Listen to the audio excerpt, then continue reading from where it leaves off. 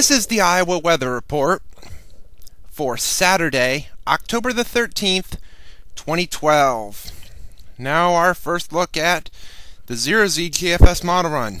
At 1 p.m. this afternoon, that upper level low that was over the desert southwest beginning to open up and move into the plain states with some energy in that area.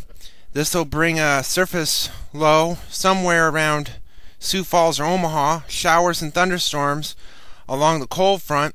There will be some morning convection and then a lull and then afternoon convection.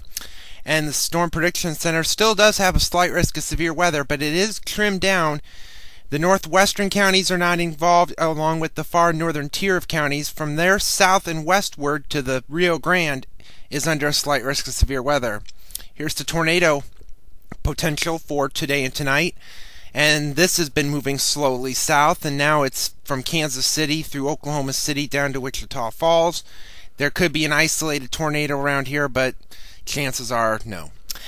Here's the damaging wind outlook, and as you can see, the enhanced area was up in Iowa and is now from Kansas City south through Tulsa, Oklahoma City, and down to Dallas and Abilene, Texas. And the large hail outlook, well, it's pretty much the standard 15% area from Prairie du Chien, Wisconsin, Fort Dodge, and Omaha southward through Kansas City, Oklahoma City, Tulsa, Wichita Falls, Dallas, Abilene, and down to Del Rio, Texas. But back to the GFS, this is at 1 a.m. on Sunday morning. The low will be centered in Iowa, and there's the squall line from about Davenport, the Quad Cities, through Joplin, down to Tulsa and Dallas. And then that moves off here at 1 p.m. Sunday. Still showing some lingering showers. I think it's a little bit overdone. Most of the rain should be out of the state by midday. And on Monday, it's well out of here. Temperatures really don't cool off. Highs in the 60s. So really it stays pretty pleasant, especially for mid-October, with sunshine abounding. Tuesday, same story.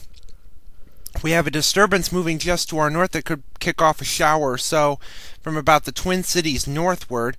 Otherwise, it's fairly pleasant with plenty of sunshine.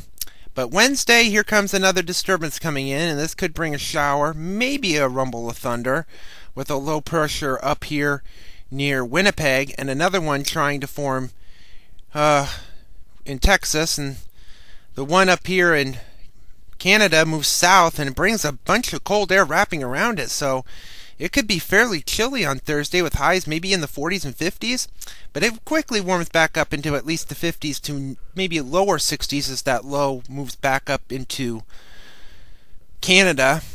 Could see a morning shower, but it'll be clearing.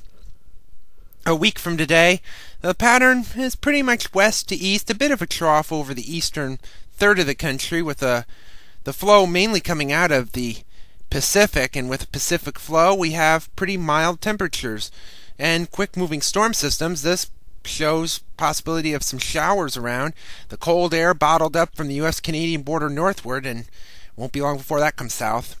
And it looks like it comes south later here on the 24th. This is into voodoo country. Trough coming down through the Great Lakes, a ridge building up over the west. And with this, if this is right, we could see some fairly chilly air and maybe some snow flurries in Minnesota and Wisconsin, with a cold front along the eastern seaboard and high pressure nosing in to the Dakotas. And at the end of the forecast, on the 28th, we have a pretty wavy pattern with a pretty deep trough over the eastern seaboard, another one digging into the northern plains.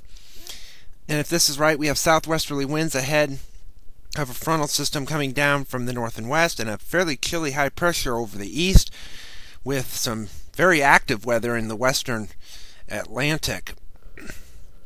But last night's satellite image showed there's the storm system. There's the upper level low near the Four Corners at the time. A few showers and thunderstorms were forming along the frontal system, and even around here we had a few showers and storms as well.